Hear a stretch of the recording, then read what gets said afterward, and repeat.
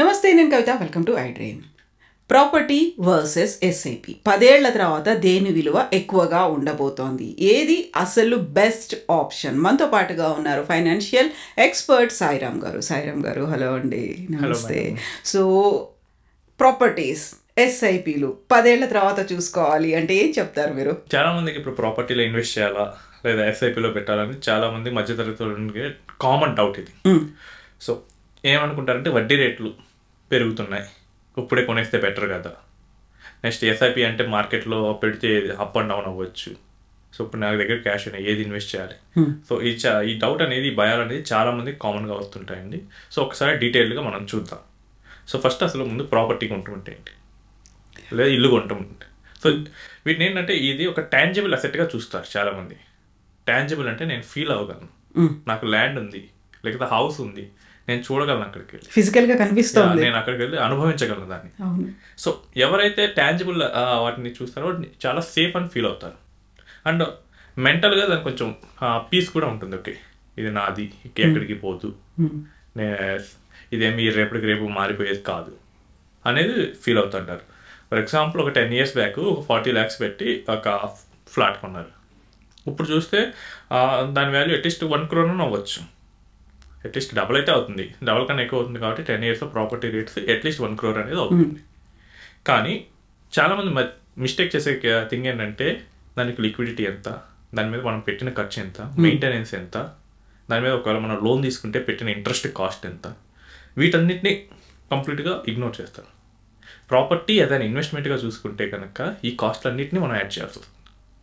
చాలామంది చేసే మిస్టేక్ ఏంటంటే, నేను అప్పుడు ఒక ఇల్లు కొన్నాను ఒక 40 lakhsకి, బట్ అది లోన్లో కొన్నాను, దానికి ఎంత ఇంట్రెస్ట్ కట్టాను, మెయింటెనెన్స్ ఎంత చేశాను. అపార్ట్మెంట్స్లో అయితే మెయింటెనెన్స్ తీసుకుంటాను, ఇండివిజువల్ అయితే ఇంట్లో చిన్న చిన్న మైనర్ రిపేర్స్ ఉండొచ్చు, వీటన్నిటికి ఎంత. నెక్స్ట్ ప్రాపర్టీ ట్యాక్స్ ఎంత కట్టాను, మున్సిపల్ ట్యాక్స్ ఎంత కట్టాను. సో వీటన్నిటిని మనం క్యాలిక్యులేట్ చేసుకోవాలి. వీటన్నిటిని క్యాలిక్యులేట్ చేసిన తర్వాత ఇవన్నీ మైనస్ చేస్తేనే మనకి రిటర్న్ అనేది మనకి తెలుస్తుంది. సో ఎస్ఐపిలు అంటే ఏంటి అసలు యాక్చువల్గా? ఓకే, ఎస్ఐపి అంటే సిస్టమాటిక్ ఇన్వెస్ట్మెంట్ ప్లాన్ అండి. సో ఇది ప్రతి నెల ఒక ఫిక్స్డ్ అమౌంట్, ఒక 5,000 నెల మనం మ్యూచువల్ ఫండ్లో ఇన్వెస్ట్ చేస్తూ ఉంటే దాన్ని ఎస్ఐపి అంటాం. ఇదేంటంటే మనం ఈ మనీని ఒక కంపెనీలోనే వెళ్ళదు, స్టాక్ మార్కెట్లో. ఒక మ్యూచువల్ ఫండ్ కనీసం 50 నుంచి 70 కంపెనీస్లో ఇన్వెస్ట్ చేస్తుంది. మీరు 5,000 పెడితే 5,000 అనేది 50 నుంచి 70 కంపెనీల షేర్ తీసుకుంటుంది. సో మార్కెట్లో ఒక కంపెనీ పోవచ్చు, బట్ 50 to 70 టాప్ కంపెనీస్ ఒకేసారి అయితే పడవు కదండి. సో మనకేంటంటే డైవర్సిఫైడ్ ఉంటుంది, అక్కడ రిస్క్ అనేది కొంచెం తగ్గుతుంది. ఫర్ ఎగ్జాంపుల్ మీరు కనుక ఒక 5,000 rupees చొప్పున ఎవ్రీ మంత్ మీరు ఇన్వెస్ట్ చేసుకుంటూ వెళ్తే ఒక 10 yearsలో మీరు 6 lakhs ఇన్వెస్ట్ చేస్తారు. But at the end of the 10th year మీకు 12 to 15 lakhs వస్తాయి. అస్యూమింగ్ ఒక 12% నుంచి 15% రిటర్న్ చూస్తే. సో ఇప్పుడు డైరెక్ట్ కంపారిజన్ కావాలి, SIP investment, property investment. Okay, so property అనగానే చాలామంది ఏంటంటే హైదరాబాద్లో ఉండే ప్రాపర్టీ చూస్తుంటారు. బట్ ప్రాపర్టీ హైదరాబాద్లోనే ఉండాల్సిన అవసరం లేదు కదా, ఎక్కడైనా ఉండొచ్చు. అది ప్రాపర్టీ విలేజ్లో ఉండొచ్చు, it can be in Bombay, బెంగళూరులో ఉండొచ్చు. బట్ ఇక్కడ ఏంటంటే మనం సింప్లిఫికేషన్ కోసం యావరేజ్ ప్రాపర్టీ రిటర్న్ చూసుకుంటాం. Okay, there are flats in Pune last 10 yearsలో 1% కూడా పెరగనే ఉన్నాయి. ఎందుకంటే మన జూబ్లీ హిల్స్ సైడ్.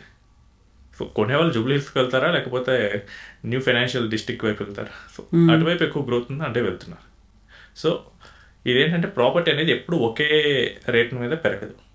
సో ఒక చోట ఎక్కువ పెరగచ్చు, ఒక చోట తక్కువ పెరగచ్చు. సో ఒక ఎస్టిమేషన్ ఏంటంటే ప్రాపర్టీస్ జనరల్గా 7 to 8 yearsలో డబుల్ అవ్వాలి. ఒక ఎగ్జాంపుల్ ఏంటంటే ఒక 10 years బ్యాక్ ఒక పర్సన్ 40 lakhs పెట్టి ఒక ఫ్లాట్ తీసుకున్నారు. ఆయన డౌన్ పేమెంట్ కింద ఒక 10 lakhs పే చేసాడు. ఇప్పుడు బ్యాంక్ లోన్ అయితే రిమైనింగ్ 30 lakhsకి వెళ్ళాల్సి వస్తుంది. ఇప్పుడు ఏంటంటే ఆఫ్టర్ 10 years ప్రాపర్టీ డబుల్ అయింది అనుకుందాం. సో డబుల్ అయితే కనుక ఒక 40 కాస్త 80 అవుతుంది. నెక్స్ట్ ఆయనకైనా మొత్తం ఖర్చు ఎంత, డౌన్ పేమెంట్ కింద 10 lakhs పెట్టాడు. నెక్స్ట్ ఈఎంఐ ఎంత కట్టాడు, ఆల్మోస్ట్ ఒక 36 lakhs ఈ 10 yearsలో ఈఎంఐ కడతాడు. సో టోటల్ ఎంత, 46 lakhs అయింది. సో ఇప్పుడు ఏంటంటే మన 80 lakhs మైనస్ ఈ 46 lakhs అంటే 34 lakhs అవుతుంది. బట్ ఇంకా ఇందులో ఖర్చులు ఉంటాయి, మెయింటెనెన్స్ కాస్ట్, ఒకవేళ ఇంకా లోపల ఏమైనా అప్గ్రేడేషన్స్ చేసిన చిన్న చిన్న రిపేర్స్ వచ్చిన మనం కట్టే ట్యాక్సులు, ఇవన్నీ తగ్గించాల్సి వస్తుంది. బట్ సింప్లిసిటీ పర్పస్ వాటన్నిటిని మనం రిమూవ్ చేస్తాం. సో రిమూవ్ చేసినప్పుడు మనం 80 lakhs ప్రాపర్టీ ఈరోజు 34 lakhs మనకి ప్రాఫిట్ ఇచ్చినట్లు. నెక్స్ట్ ఎస్ఐపి అయితే ఒక పర్సన్ నెల 30,000 ఇన్వెస్ట్ చేశాడు. So 30,000 per month for 10 years invest చేశారు. 12% రిటర్న్ వచ్చింది, మనకి 70 lakhs వస్తుంది. సో ఇక్కడ ఏంటంటే మనకి మెయింటెనెన్స్ అవసరం లేదు ఎస్ఐపి మీద, ఆటోమేటిక్గా అదే చేసుకుంటూ ఉంటుంది. Next tax efficient. So equities 12.5% tax పడుతుంది, real estate 20% with indexation benefit tax పడుతుంది. సో మనకి అమౌంట్ వైజ్ కూడా ఇది ఎక్కువే కనిపిస్తుంది. And it is liquid. మనకి ఇప్పుడు 10 years తర్వాత నాకు అవసరమైంది మనీ, వెంటనే అమ్మలేము. ఎస్ఐపి అయితే కనుక హైలీ లిక్విడ్. ఏంటంటే మనకి మ్యూచువల్ ఫండ్స్ మనకి అమౌంట్ ఈజీగా ఇచ్చేస్తుంది. కాకపోతే ఇల్లు అనగానే ఒక ఫిజికల్ సెక్యూరిటీ కింద కనిపిస్తుంది, ఎదురుగా ఉంది, మనకు ఒక భయం లేదు అనేది. బట్ ఎస్ఐపికి సంబంధించి చూస్తే అది ఒక ప్రమాదకరం అనేటువంటి ఒక భావన ఉంది కదా. సో ప్రాపర్టీకి లిక్విడిటీ లేదండి. సో కావాలంటే మీరు ఈరోజు అమ్మటానికి ట్రై చేయండి, నాకు తెలిసి 99.99% బయర్ రాడు. కానీ మీరు ఎస్ఐపిలో ఉన్న అమౌంట్ని లిక్విడిటీ కోసం ఈజీగా ఇచ్చేస్తే కనుక 2 working daysలో వస్తాయి. ఓకే, ఇమ్మీడియట్ ట్రాన్సాక్షన్స్ అనేవి ఉంటాయి. ఈవెన్ కొన్ని liquid mutual funds with in our మీకు ఇచ్చేస్తారు. అండ్ ఇన్ కేస్ మీకు లోన్ అగైనెస్ట్ మ్యూచువల్ ఫండ్ కూడా ఉంది, అవి కనుక తీసుకుంటే మీకు విత్ ఇన్ అవర్ కూడా వచ్చేస్తాయి. టోటల్ అమౌంట్ మీద 40% వరకు మీకు ఇస్తారు ఈక్విటీస్లో అయితే. అండ్ మనకి ప్రాపర్టీస్కి వచ్చేసరికి మనం అమ్మాలనుకున్నప్పుడు కొనేవాళ్ళు ఉండాలండి. కొన్నిసార్లు నెలలు పట్టవచ్చు ఆ ప్రాపర్టీని సేల్ చేయడానికి. ఈవెన్ నా దగ్గరకు వచ్చే వాళ్ళు ఏంటంటే నేను 2 years నుంచి చూస్తున్నా, 3 years నుంచి చేస్తున్నా, బట్ ఆ ప్రాపర్టీ సేల్ అవ్వట్లేదని చెప్తున్నారు.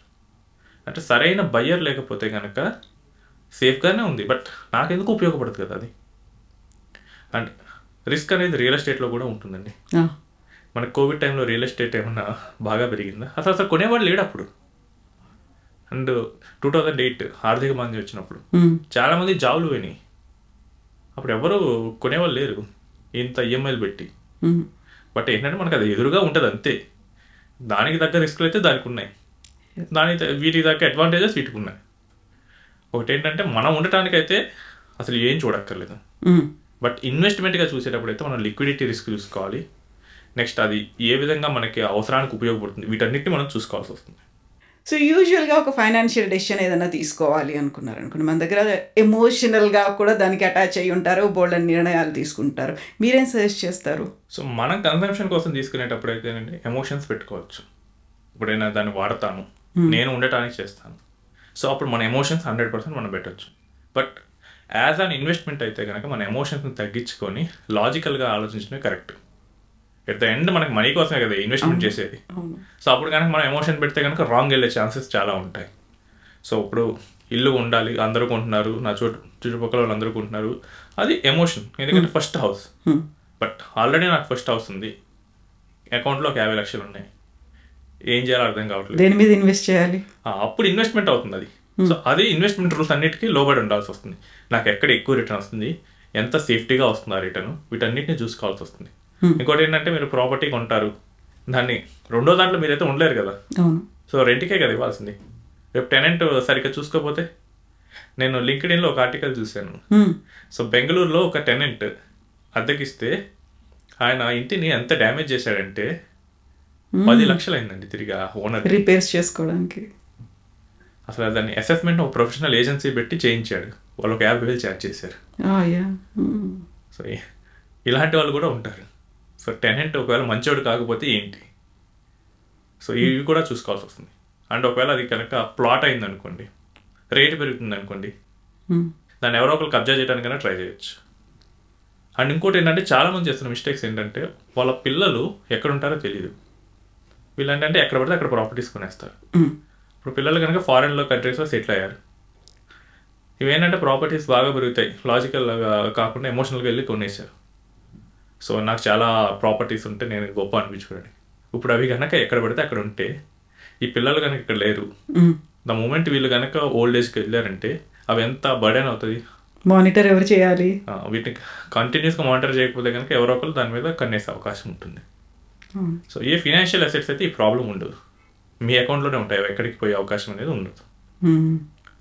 సో ఫైనల్గా ఏంటంటే ఇల్లు మీరు ఉండటానికి అయితే కొనండి, వేరే వాళ్ళు ఉండటానికి రెంట్కి ఇవ్వడానికి దానికైతే కనుక యాజ్ అన్ ఇన్వెస్ట్మెంట్గా అప్లై అవుతుంది.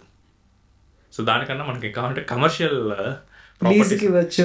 యా, సో కమర్షియల్ స్పేసెస్ ఉంటాయి, అక్కడ కూడా మీరు కంపెనీస్కి రెంట్కి ఇవ్వచ్చు. సో అవి ఇంకా బెటర్.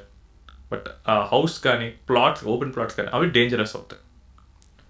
సో మీకు కనుక అగ్రెసివ్ గ్రోత్ కావాలి, అమౌంట్ బాగా పెరగాలి మీ కార్పస్ అయితే కనుక you can come for an SIP.